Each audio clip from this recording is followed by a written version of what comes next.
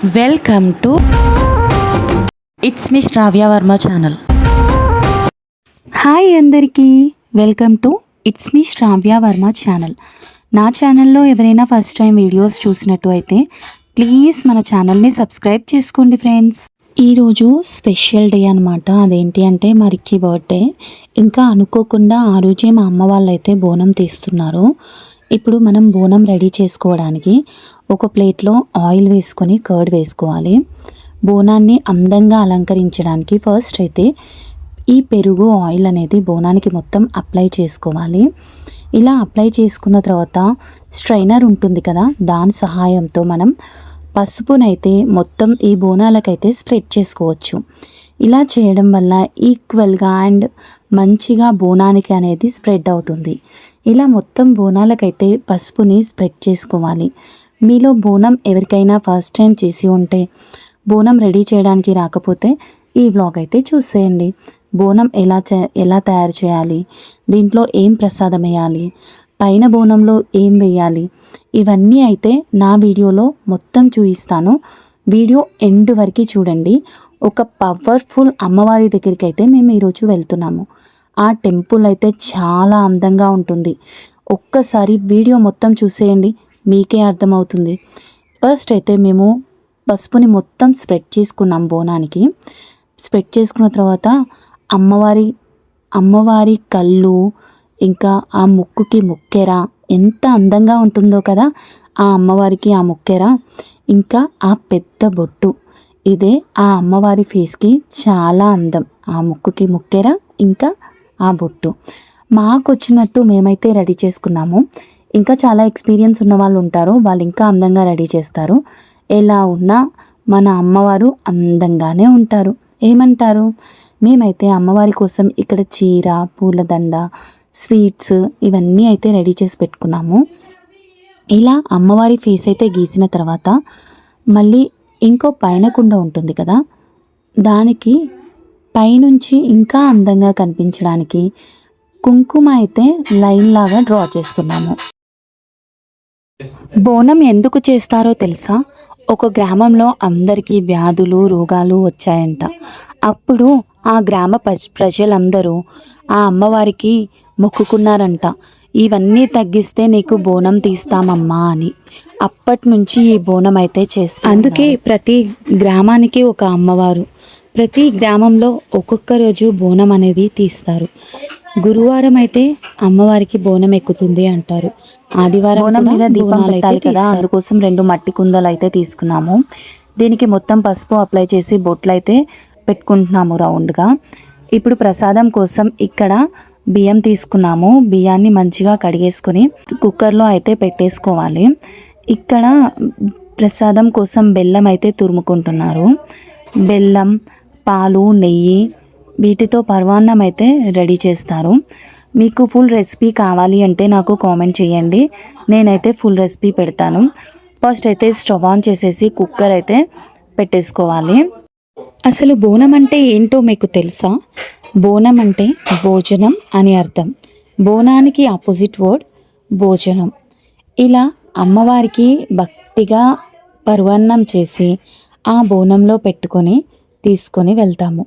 పైన బోనం ఉంటుంది కదా, దాంట్లో అయితే బెల్లం ఇంకా వాటర్ వేసుకొని పక్కన పెట్టుకోవాలి. మన పరమాన్నం స్వీట్ అయితే రెడీ అయిపోయింది. ఇప్పుడు అస్సలు మాట్లాడకుండా ఆ అమ్మవారికి 5 సార్లు ఈ నైవేద్యం అయితే మొక్కుతూ చాలా భక్తితో అయితే ఈ బోనంలో వేసుకోవాలి. ఇలా 5 సార్లు వేసుకోవాలి. ఇలా వేసుకున్న తర్వాత అమ్మవారికి ఎంతో ఇష్టమైన వేపాకులు ఆ బోనంలో పైనుంచి అందంగా అలంకరించుకోవాలి. ఇలా అందంగా అలంకరించుకున్న తర్వాత అంటే పరమాన్నంలో పెరుగు కూడా వేయాలి మనం అమ్మవారికి. ఇలా వేసుకున్న తర్వాత వేపాకులు అనేవి రౌండ్గా పెట్టేసుకొని పైన కుండలో ఇందాక బెల్లం వేసి వాటర్ వేసుకున్నాం కదా, ఆ బెల్లాన్ని అయితే పాకంలా వచ్చేలాగా ఒకసారి కలిపేసుకోవాలి. ఇలా కలుపుకున్న తర్వాత ఇప్పుడు మనం పైన కుండలో కూడా వేపాకులు అనేవి వేసుకోవాలి. అప్పుడు బోనం అనేది చాలా అందంగా రెడీ అవుతుంది. మనం ఇందాక దీపం కోసం ఒకటి పెట్టాం కదా, దాంట్లో దీపం వత్తు వేసి పెట్టుకోవాలి. ఇక్కడ ఒక చిన్న క్లాత్ వేసేసి దాని మీద బియ్యం వేసి పసుపు కుంకుమ వేసి మనం తయారు చేసి పెట్టుకున్న బోనాన్ని అయితే దాని మీద పెట్టుకోవాలి. ఇక్కడ మా రిక్కీ బర్త్డే అని చెప్పాను కదా, మా రిక్కీ అయితే దేవుణ్ణి మొక్కుతున్నాడు. మా రిక్కీకి దేవుడు అంటే చాలా ఇష్టం. దేవుడికి పూజ అంటే చాలు, అస్సలు ఉండడు. ఎప్పుడు పూజ చేసినా సరే ఆ దేవుడి దగ్గర నుంచి జరగడు, అంత ఇష్టం. దండం పెడుతూనే ఉంటాడు, పూలు పెడతాడు, గంట కొట్టమంటే గంట కూడా కొడతాడు. అంత ఇష్టం మా రిక్కీకి దేవుడు అంటే. ఇప్పుడైతే దేవుణ్ణి మొక్కించేసి నా రిక్కీకి అయితే దేవుడు బొట్టు పెడుతున్నాను. మా రిక్కీ అయితే ఎప్పుడు ఆ దేవుడి ఆశీస్సులతో మంచిగా ఉండాలని మేమైతే కోరుకుంటున్నాము. రిక్కీ, నేను, వాళ్ళ డాడీ అయితే ఇక్కడ దేవుణ్ణి మొక్కుతున్నాము. ఇలా మొక్కేసిన తర్వాత ఇక్కడైతే గాలి చాలా వస్తుంది. ఒక దీపం అయితే ఆరిపోయింది, అంటే కొండెక్కింది. అలా కొండెక్కడం వల్ల నేను మళ్ళీ వెలిగించాను. ఇలా వెలిగించుకున్న తర్వాత మళ్ళీ ఒకసారి ఎలాగో దీపం పెట్టాను కదా అని చెప్పి మా ముగ్గురం అయితే మళ్ళీ మొక్కాము దేవుడికి. ఆ దేవుడు ఆశీస్సులు ఉంటే మనం ఎక్కడ ఉన్నా ఎలా ఉన్నా ఎల్లప్పుడూ సంతోషంగా ఆ దేవుడు అయితే చూసుకుంటాడు. ఏమంటారు, దేవుణ్ణి ఎంతమంది నమ్ముతారు? నేనైతే దేవుడిని చాలా నమ్ముతాను. నాకు దేవుడికి పూజ చేయడం అన్నా, దేవుడి దగ్గర ఉండడం అన్నా చాలా ఇష్టం. దేవుడికి పూజ చేస్తుంటే అదో పాజిటివ్ ఎనర్జీ అనమాట. ఇల్లంతా ప్రశాంతంగా అనిపిస్తుంది. మీకు కూడా అలానే అనిపిస్తుందా? ఇక్కడైతే బోనంకి శాఖ పెట్టడానికి కళ్ళు ఇంకా మందు అయితే పెట్టుకున్నాము. ఇక్కడ బోనంకి అయితే మనం పూజ చేసేసుకుందాం. ఎప్పుడు బోనం చేసినా సరే బోనానికి పూజ చేయాలి. ఆ అమ్మవారికి పెట్టే నైవేద్యాన్ని అంత భక్తిగా మనం పూజ చేసుకొని ఆ అమ్మవారి దగ్గరికి అయితే ఆ ప్రసాదాన్ని తీసుకెళ్ళాలి. దేవుడికి హారతి ఇచ్చేసిన తర్వాత ఇక్కడ కొబ్బరికాయ అయితే కొట్టేస్తున్నాము. ఇలా కొట్టిన తర్వాత ఆ అమ్మవారికి కళ్ళుతో ఇంకా మందుతో శాఖ అయితే పెట్టాలి, నీళ్ళతో కూడా శాఖ పెట్టాలి. ఈ మూడిటితో మేమైతే శాఖ పెడతాము. చాలా పవర్ఫుల్ అమ్మవారి టెంపుల్ అని చెప్పాను కదా, అదే ఈ టెంపుల్, శ్రీ రేణుకా ఎల్లమ్మ టెంపుల్. ఈ అమ్మవారు అయితే చాలా పవర్ఫుల్ అంట, మా అమ్మ చెప్పింది. ఇక్కడ ఏ మొక్కుకున్నా సరే అది జరుగుతుందంట. మీరు ఎప్పుడైనా ఈ టెంపుల్కి వచ్చారా? ఎప్పుడైనా ఈ టెంపుల్ చూసారా? చూస్తే కామెంట్ చేయండి.